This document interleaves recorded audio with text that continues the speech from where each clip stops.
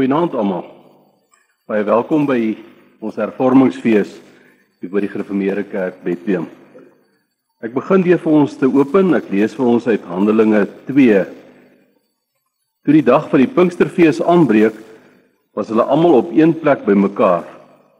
Onverwags het daar uit die hemel 'n geluid, soos die van 'n kragtige stormwind opgeklink, en dit het die hele huis gevul waar hulle gesit het. Tonge, asof van vuur, het aan hulle verskyn, verdeel en op elkeen van hulle neergedaal. En almal is vervul met die Heilige Gees en het in ander tale begin praat, soos die Gees aan hulle gegee het om hardop uit te spreek. Destyds het daar vrome Jode uit elke nasie onder die hemel in Jerusalem gewoon. Toe daardie geluid opklink, het die menigte saamgedrom en was verward, omdat elkeen gehoor het hoe daar in sy eie taal gepraat word. Verstom en verbaas het hulle gevra, kyk, is almal wat daar praat dan nie Galileërs nie? Hoe hoor elkeen van ons hulle dan nou praat in die taal waarmee ons groot geword het?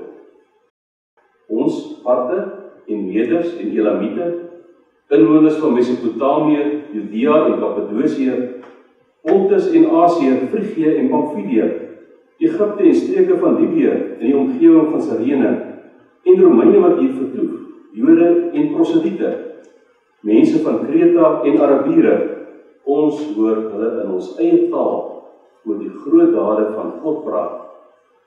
Almal was verstom en verward en het mekaar gevra, wat beteken dit tog? Ons bid saam. Ons Vader in die hemel, dankie dat ons U kan aanroep as ons God en ons Vader. U vir ons elke dag sorg. U vir ons gee wat ons nodig het.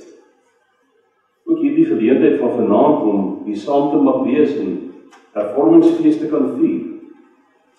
Want ook die hele gemeenskap van Bethlehem kan ons hier saamtrek. En U ook loof en prys oor U groot genade. U wonders. Ook dat ons die Bybel in ons eie taal mag hê. Dat ons dit vanaand ook mag vier. Seën ons saam wees hier, dat dit ook versterkend sal wees vir ons in ons geloofslewe. Bovenal dat dit op U ere verheerliking sal wees. Dit bid ons in Jesus Christus se naam. Amen.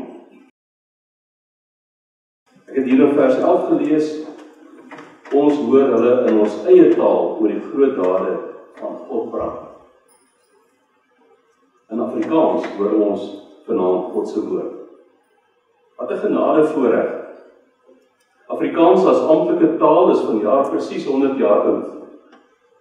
Die presiese datum is 8 Mei 1925. En in 1933 het ons die Bybel in Afrikaans gekry, 92 jaar gelede.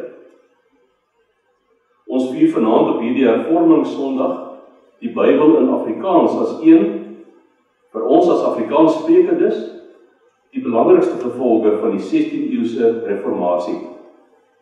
Kom ons loop vanaand saam op die pad van 1517 tot 2025. Hierdie is baie welkom by die Gereformeerde Kerk Bethlehem se hervormingsfees. Sit terug en geniet die program. Volg dit op die databord. Daar gaan geen verdere aankondigings wees nie. Daar is kollektesakkies by die deure vir 'n vrywillige kollekte. Besigtig gerus ook die Bybeluitstalling hier voor in die kerk. Voordat ons dan verder gaan kuier in die saal, daar sal heerlike tradisionele verversings wees. Geniet die aand.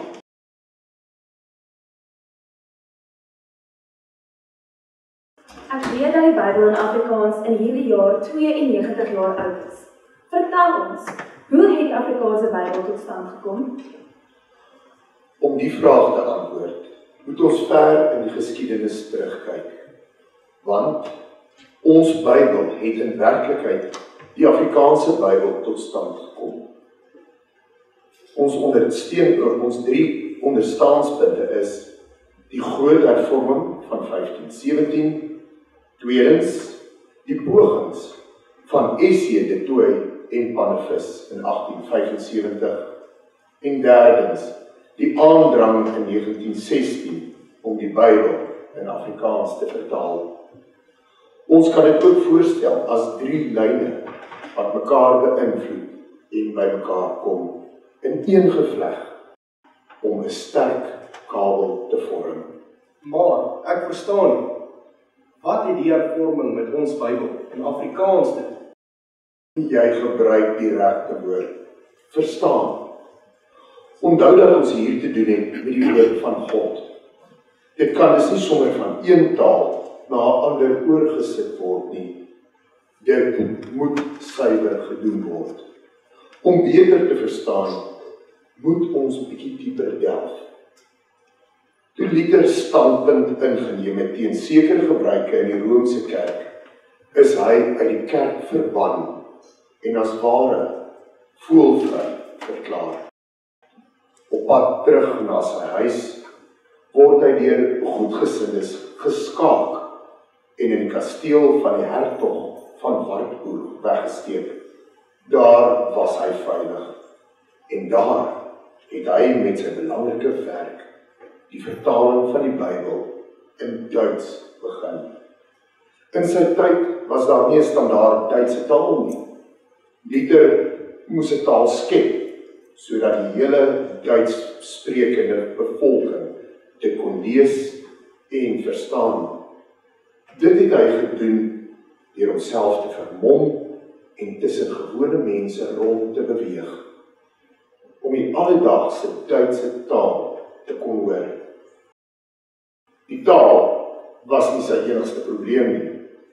Hy het gou besef dat vertaling nie afhang van grammatika of taalreëls nie. Hy moes die bedoeling en hartsgesindheid van die ou tale in 'n nuwe Duits uitdruk. Daarom skryf hy vir sy eie gebruik 'n handleiding oor die vertaalmetode. 'n Kernpunt daarin was dat die hele Bybel uit die grondtale, die oorspronklike tale, vertaal moes word. Hy gebruik hoofsaaklik Masorete teks vir die Ou Testament en die oorspronklike Griekse teks vir die Nuwe Testament. So het Luther grondleggende werk vir die Bybelvertaling gedoen. Die Bybel in Duits, soos deur Luther vertaal, verskyn in 1534. Dit was die wonderlike resultaat van Luther se werk, wat hy in afsondering en eensaamheid in die kasteel onder die vaandel van die hertog van Wartburg gedoen het. Ek het gesê dat Luther grondleggende werk gedoen het. Om die stelling te toets, kan ons 'n bietjie verder kyk na 2 ander voorbeelde. In 1530 sukkel Tyndale met dieselfde soort probleme in die Engelse taal. Daarom gaan leer hy by Luther. Maar Tyndale het ook ernstige probleme. Luther was onder kerklike ban. Tyndale was in lewensgevaar. Die Engelse koningin van die tyd, koningin Mary, het die protestante gehaat. Haar standaard opdrag was, vang hulle, maak hulle dood en verbrand al hulle geskrifte. Tyndale is gevang en doodgemaak. Maar wonderbaarlik is sy geskrifte deur ondersteuners die land uitgesmokkel. Hulle sit Tyndale se werk in Genève, Switserland voor en publiseer in 1550 die sogenaamde Geneva Bible. Dit sou later die ruggraat van die King James Bible van 1611 word. King James het die drukkoste betaal en sy vlag daaroor uitgesprei en so is sy naam daaraan verbind. Dit was die tweede suiwer vertaling uit die hervorming. Die Nederlanders se grootste probleme was nie soseer 'n ongevormde taal of owerheidsdruk nie, maar werkkragte om die werk te doen en geld om die koste te betaal. Daar was al verskeie Nederlandse Bybels in omloop, maar die vertalings was onbevredigend. Die besluit om die Bybel opnuut te vertaal is tydens die groot synode van Dordrecht 1618 tot 1619 geneem. Die vertalers werk sonder middele. Hulle vergader dikwels in die kombuis by Dominee Bogerman, maar hulle volhard met Luther se handleiding as riglyn. En so word die Statenbybel na 19 jaar van volstelling onder moeilike omstandighede in 1637 gepubliseer.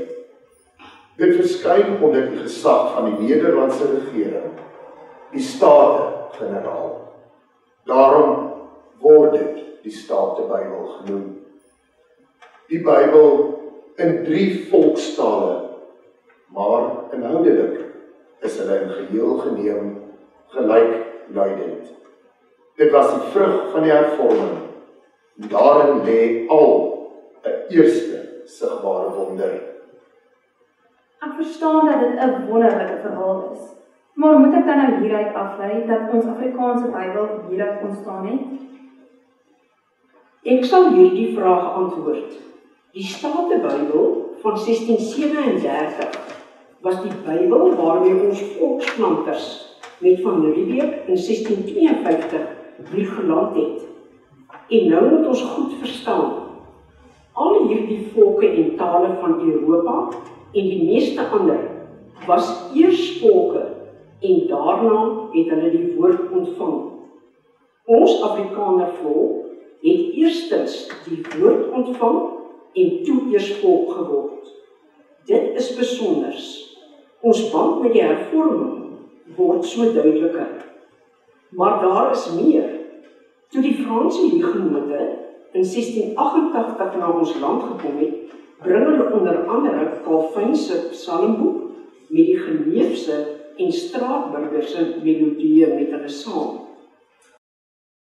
Ons kan dus steeds saam met alle kerke uit die hervorming in die woorde van Calvin saam sing voor God en sy engele.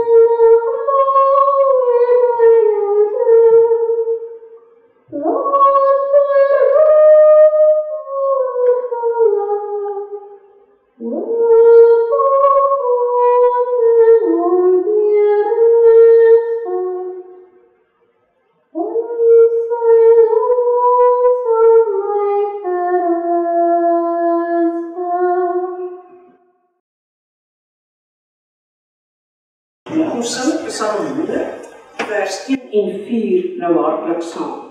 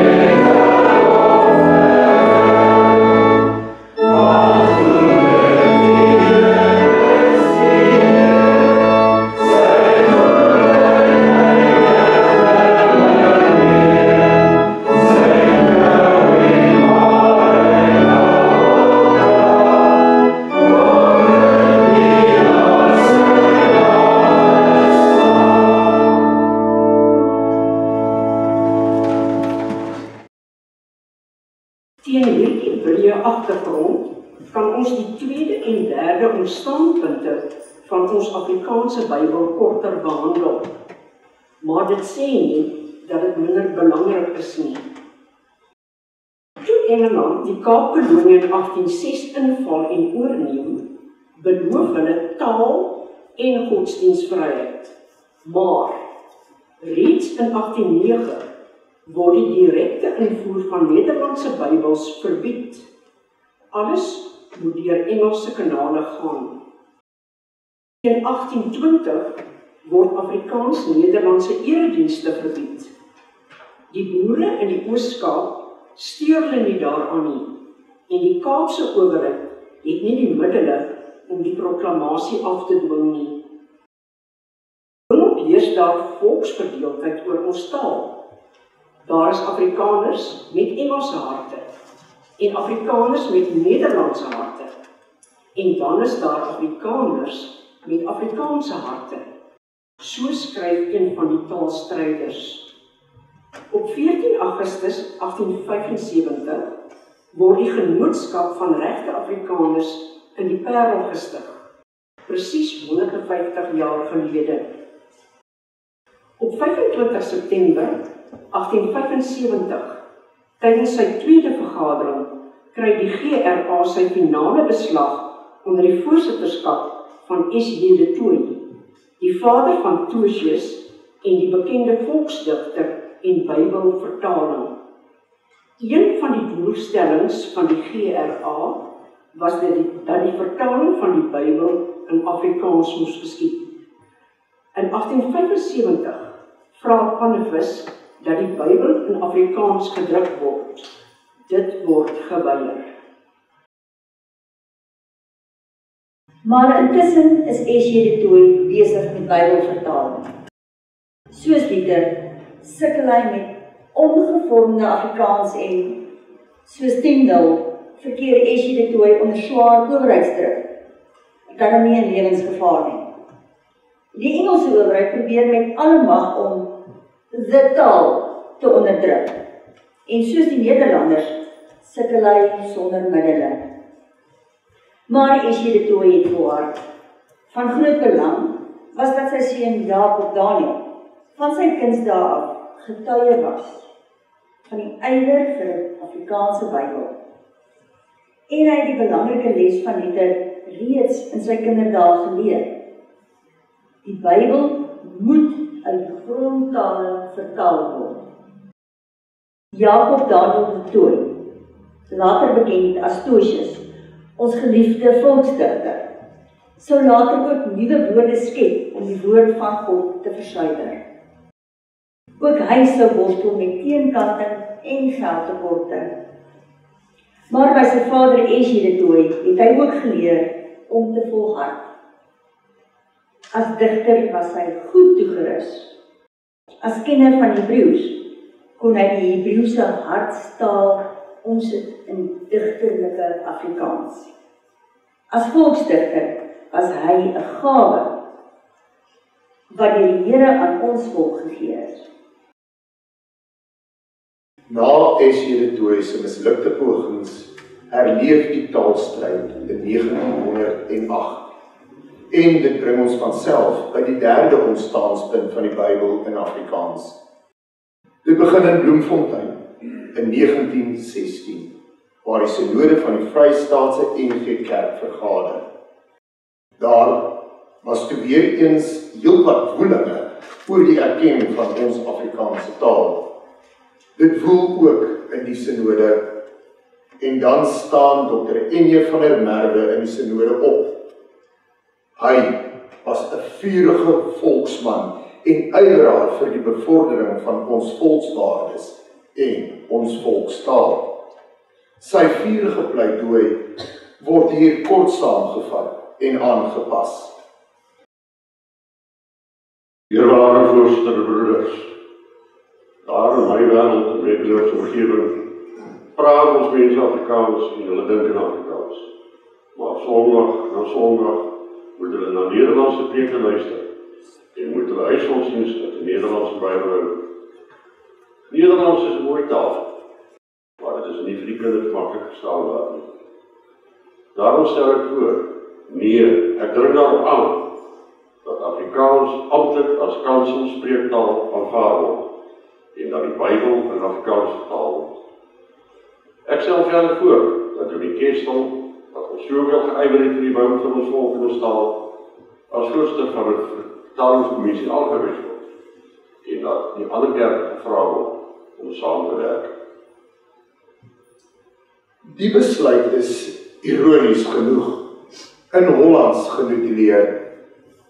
De synode besluit hy tot het vertaling van den Bybel in Afrikaans en nodigt hiertoe de samenwerking van de Nederduits gereformeerde kerken in de andere provinciën, als ook van de gereformeerden en hervormde kerken.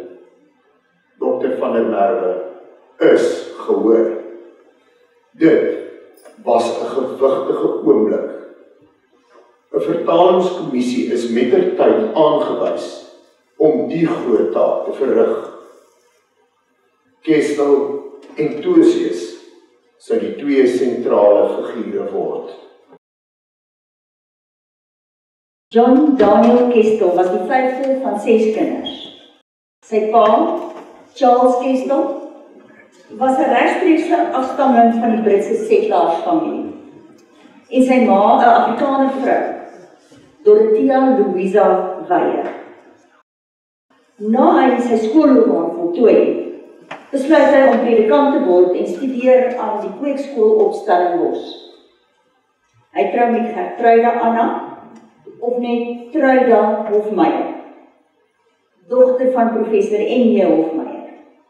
Die laerskool hier op ons dorp is na haar vernoem. Hy word eers predikant in Kimberley en daarna in Harry Smith.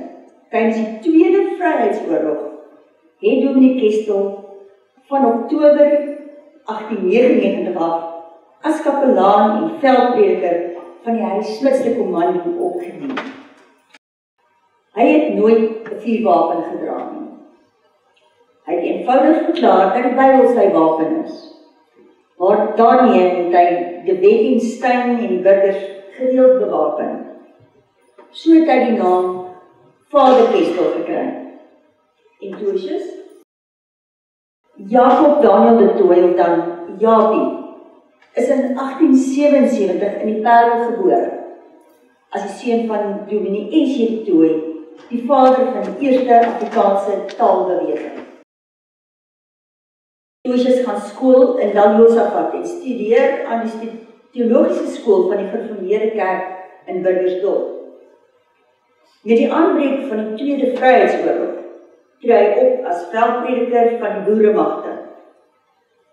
Hy is as Kaapse rebel gebrandmerk. Die aand voor die groot slag van Magersfontein het hy die aandgodsdienst waargeneem. Dit was geloofsversterkend en moedgewend. Kort daarna het 'n groep burgers hom as ware ontvoer en die land uitgesmokkel. Hy het in Amsterdam Nederlands studeer en na sy terugkeer na Suid-Afrika het hy predikant van die Gereformeerde Kerk in Potchefstroom geword. Hy het later 'n doktorsgraad in teologie aan die Vrye Universiteit Amsterdam verwerf. en is aangestel as professor van die teologiese skool in Potchefstroom. Hy was ook bekend as geliefde volksdigter. Maar was Vader Kestel en Tosius toegerus vir die taak van Bybelvertaling? Verseker. Hulle was albei bekende en vurige volksmanne. Beide het besef dat die Afrikaanse taal die identiteit van ons Afrikaner volk stempel. En beide was teologies goed onderlê met deeglike kennis van die Bybel. Gedurende die vertaling was Kestel in Bloemfontein. Tosius was in Potchefstroom. Briefwisseling was hulle vernaamste kommunikasiemiddel. Beide was goed onderlê in verskeie tale. Beide kon Nederlands vlot praat en skryf, maar dit moes verander word tot Afrikaans. Die strekking van hulle briewe kom kortliks op die volgende neer. Zeer geagte Dr. De Tooy, om die Bybel te kan vertaal is 'n groot voorreg. Om dit saam met u te kan doen, maak die voorreg soveel groter. Ek sien daarna uit om hierdie werk te begin. Ongelukkig moet ek nog vele amptelike pligte vervul alvorens ek daarmee kan begin. Die raad van die Grey Universiteitskollege het gelukkig verlof gegee dat ek voltyds aan die vertaling kan werk, nadat ek my amptspligte afgerond het. Ek sien in ons omstandighede geen ander uitweg nie as dat ons die Nederlandse Statenbybel as bron gebruik om die vertaling te doen, hoogagting.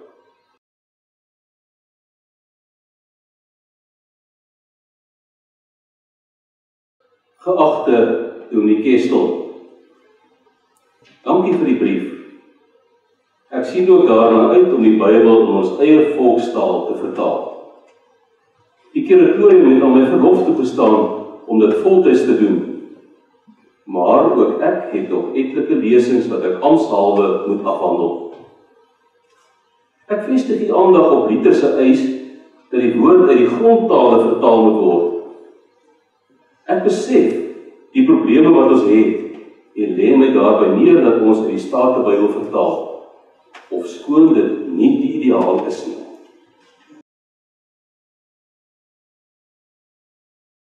Ek vorder fliks. Ek het al etlike dele van Paulus se Bybel vertaal.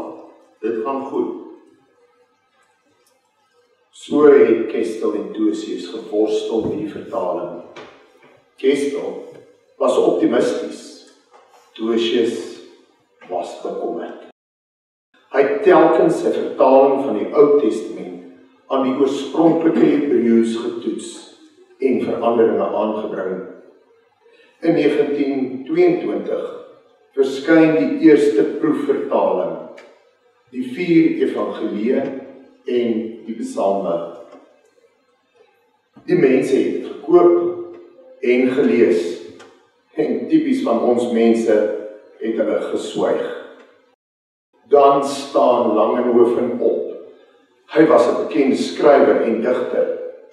Die mense het sy beoordeling vertrou, toe hy in die openbaar uitroep: "Hierdie vertaling is 'n verleentheid vir ons taal."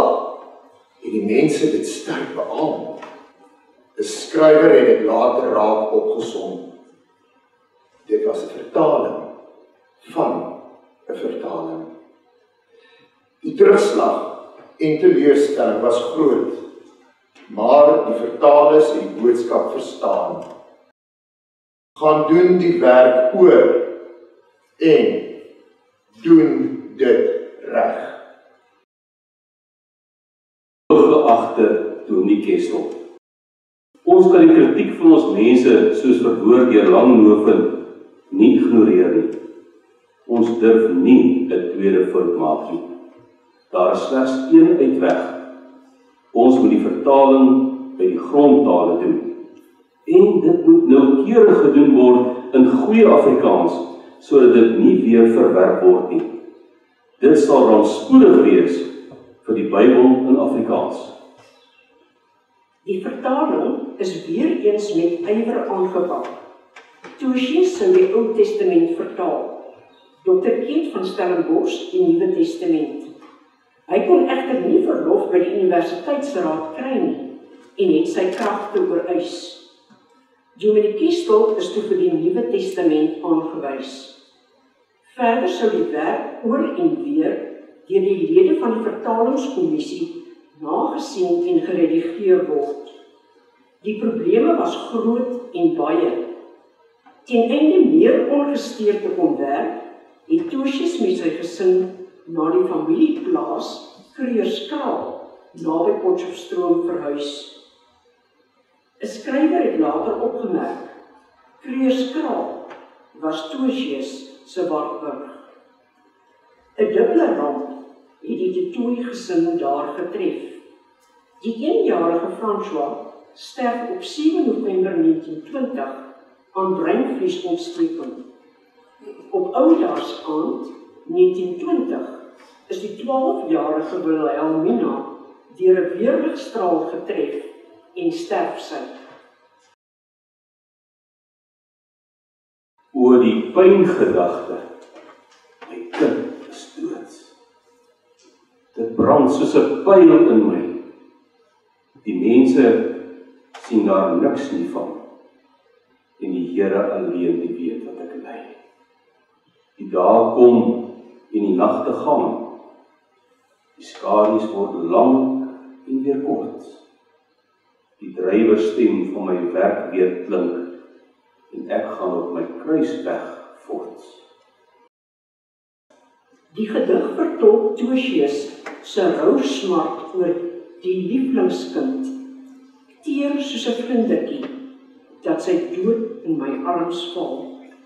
Maar hy word gelouter tot geloofsberusting om in geloofsverwondering met die vertalingswerk voort te gaan. Met geloofsvolharding raak hy so verdiep in die vertaling, dat Kestel en ander na hom verwys as die siel van die vertaling. Daar was ook ander probleme, selfs probleme met humor. Oor die vertaling is so moeilik. Ek worstel veral met Esegiel en die psalms. En dan moet ek erken, Job weier om Afrikaans te praat. Toe Tosius sigtend met een woord sukkel, wat net nie wil inpas nie, bring Tante Marie vir hom 'n koppie tee. Sy sien hoe hy met sy swak oë worstel en vra wat aangaan. Die Hebreëse skryftaal bestaan uit streepies, die medeklinkers, en kolletjies, klinkers.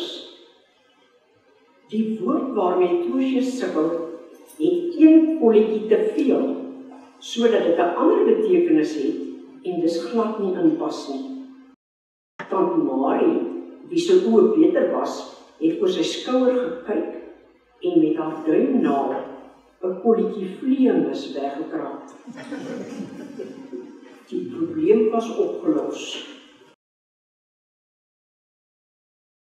Met humor het Tosius gesê, my vrou is die regering en terselfdertyd is sy sommer ook die hele kabinet. Sy is die minister van buitelandse sake, want sy sorg dat dinge op die plaas vlot geloop. En sy is ook minister van binnelandse sake, want sy beheer die huishouding. En sy is minister van onderwys, want sy sorg dat die kinders leer. Ook Kestel het van sy vrou Truja gesê, as dit nie van haar was nie, weet ek nie hoe ek my werk in diens van die Here kan handhaaf nie. In al my gemeentes was sy my regterhand en besiening. Ek kan die Here nooit genoeg prys vir haar, wat in liefde aan my gebind is nie. Ons mag nie vergeet nie. Die vertalers was mense, gesinsmense, wat geroep was om die moeisame maar wonderlike werk te doen. En saam met hulle gesinne, veral die vroue wat geoffer het. Die stille krag wat van hulle uitgegaan het was, soos die vertaler self, 'n gawe wat die Here aan ons volk gegee het. Op 7 Desember 1928 skryf Tosius se dogter Betty 'n brief aan Prof van Geldering 'n groot vriend van Tertius in Nederland. Op 'n oomblik, toe die baas uit sy werkskamer was en die sifdeur effens goed gestaan het mevrou Hoenderling stilletjies ingegaan en tussen 'n pak lospapiere en die blaaie van die oopstalte Bybel haar eier gaan lê. My vader se opmerking, dit was haar bydrae tot die vertaling. In 1929 verskyn die tweede proefvertaling. Dit bevat weer die 4 evangelies en die psalms. Hierdie keer dra dit inderdaad die stempel waarop Tertius aangedring het. Die tweede poging word met dank en groot vreugde aanvaar. Die Bybel is gereed vir publikasie in Afrikaans. Dit sou egter nog 4 jaar duur voor dit verskyn. En dan, in 1933, die Bybel is gereed vir publikasie in Afrikaans. Die Bybel, dit is die ganse heilige skrif, wat al die kanonieke boeke van die Ou en Nuwe Testament bevat, oorgesit uit die oorspronklike tale. Ondertussen het Tertius, die siel van die vertaling, alreeds begin met hersiening. Op die voetspoor van die Statenbybel van 1637 en waarvan 20 jaar later in 1657 'n hersiene uitgawe verskyn het, is volgens taal en spelreëls veranderinge aan ons Bybel aangebring. So het die 1953 uitgawe verskyn, 20 jaar na 1933. Die eerste besending van 10.000 Bybels in ons moedertaal kom gedurende Mei 1933 in Kaapstad aan. 'n Komitee van betrokkenes kyk hoe die kiste vol Bybels van die skip afgelaai word. In Junie 1933 kom die Bybels in Bloemfontein aan.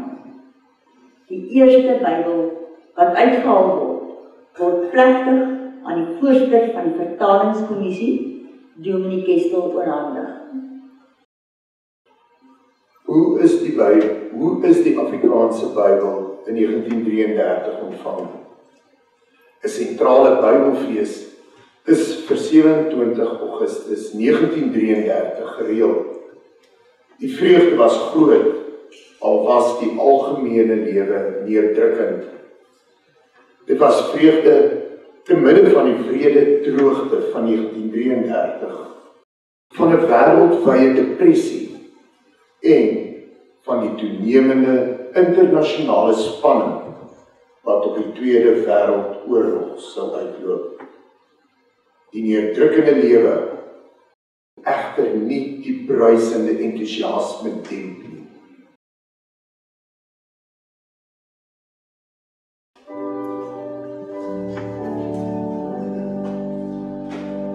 Oh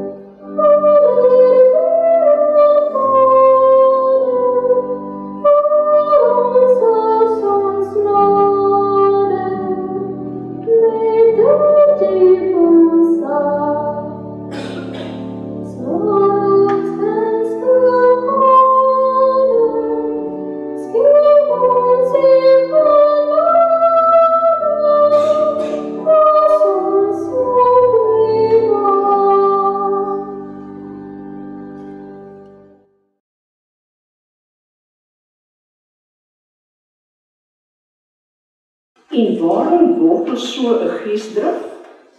In Handelinge 2 word die Pinksterwonder beskryf. In Handelinge 2 vers 11 staan die merkwaardige woorde: ons hoor hulle in ons eie taal oor die groot dade van God praat.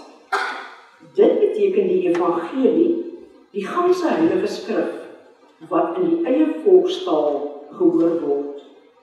Daarom kan ons vandag steeds met blydskap op 27 Augustus 1933 terugkyk met die wete dat die taalwonder van Pinkster op die datum vir ons volk waar geword het. En dan verstaan ons beter. In 1534 het dit waar geword vir die Duitssprekendes. In 1611 in Engels. In 1637 in Nederlands.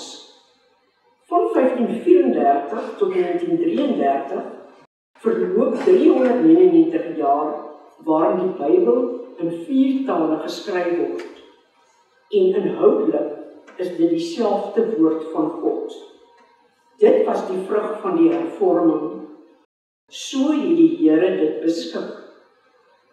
Daarom kan ons nou nog, na 92 jaar later, steeds met oortuiging sing: God van wordende geslagte, tot in ewigheid die Heer. Die sentrale fees in Bloemfontein is deur 5000 mense bygewoon. Gestel sluit sy toespraak op die dag af met die oproep: mag die nuwe Afrikaanse Bybel 'n nuwe lewe en gees in ons volk terugbring. 150.000 Bybels is in 1933 gekoop. Want die Bybel in Afrikaans was 'n volkssaak in ons eie volkstaal. Jong en oud was in vervoering. Daar is selfs op die straat daaroor gepraat. Het jy al 'n Bybel in Ja, dit is wonderlik. 'n Bybel in ons eie taal. Het jy al baie gelees? Ja, ek het in die Nuwe Testament gelees. Luister net hierna. Dit is 'n deel van Psalm 144. Ruk my uit en red my uit die hand van vreemdes. Wie se mond leuns spreek en wie se regterhand 'n regterhand van bedrog is, sodat ons seuns soos plante mag wees wat opgekweek is in hulle jeug. Ons dogters soos hoekpilare wat uitgebuitel is na die boustyl van 'n paleis. Dit is wonderlike taal. Dit klink soos 'n gedig. Ja, dit is pragtig. Maar luister na 1 Korintiërs 13 in die Nuwe Testament. Hoor die ritme van die taal. Al sou ek die tale van mense en engele spreek, en ek het nie die liefde nie, dan het ek 'n klinkende metaal of 'n lydende simbaal geword. Weet jy, ek het ook Psalm 103 gelees. Dit is soos 'n juweel in ons taal. Want so hoog as die hemel is oor die aarde, so geweldig is sy goedertierenheid oor die wat hom vrees. So ver as die ooste verwyderd is van die weste, so ver verwyder hy ons oortredinge van ons. Soos 'n vader om ons ferm oor die kinders, so ontferm die Here hom oor die wat hom vrees. Kinders, ek kon nie help om te hoor nie. Ja, dit is pragtig. Dit is digting in die taal. Maar, onthou altyd, ons het te doen met die woord van God. Die apostel Petrus skryf in 2 Petrus 1, verse 20 en 21. Dit veral moet julle weet. Geen profesie in die skrif kan op grond van eie insig reg vertaal word nie. Want geen profesie is al ooit deur die wil van 'n mens voortgebring nie. Nee, deur die Heilige Gees meegevoer het die mense die woord wat van God kom verkondig. Dieselfde punt beklemtoon Paulus in sy tweede brief aan Timoteus, hoofstuk 3 vers 16. Die hele skrif is deur God geïnspireer. En dit benadruk wat hy in 1 Timoteus 1 vers 15 skryf. Dit is 'n betroubare woord en kan sonder voorbehou aanvaar word. Christus Jesus het in die wêreld gekom om sondaars te verlos. Waarom sê ek dit van hulle? Dit is 'n eenvoudige reël, onthou dit altyd. Wanneer jy die waarheid in die woord ontdek, dan is die skoonheid van die digterlike taal in die Bybel soveel aangrypender. Dan veral kan ons die wonder van die woord in ons eie moedertaal reg waardeer. En dan wil ons by die saam lees daarvan ook uit die woord saam sing, Here te prys.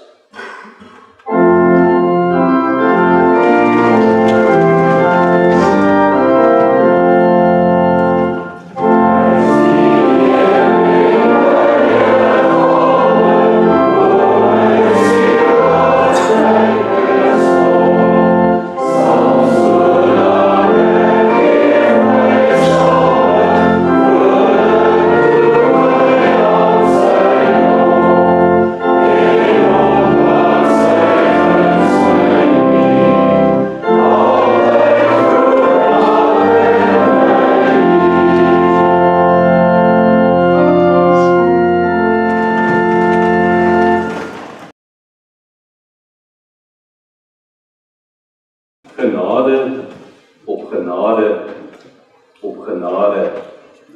Saam met die 33-53 vertaling het ons ook nou al die 1983 vertaling, genoem die dinamies ekwivalente vertaling. Die Bybel vir almal verskyn in 2008, voorheen genoem die Bybel vir dowes, en in 2020 verskyn die direkte vertaling. Kom ons dank die Here daarvoor. Vader in die hemel, ons buig kleinheid voor die grootheid en die almag, dat ons die woord mag hê, en dit in ons eie taal, dat ons verstaanbaar, duidelik verstaanbaar, die Vaderstem kan hoor praat met ons, dat ons oproep tot diens, dat ons vertroos en versterk, bemoedig en vermaan. En die woord daar is betroubaar, gesagvol, geïnspireer. En dat dit daar is om ons die geloof op te bou, en ons kennis van die en die koninkryk. Ons loof en prys U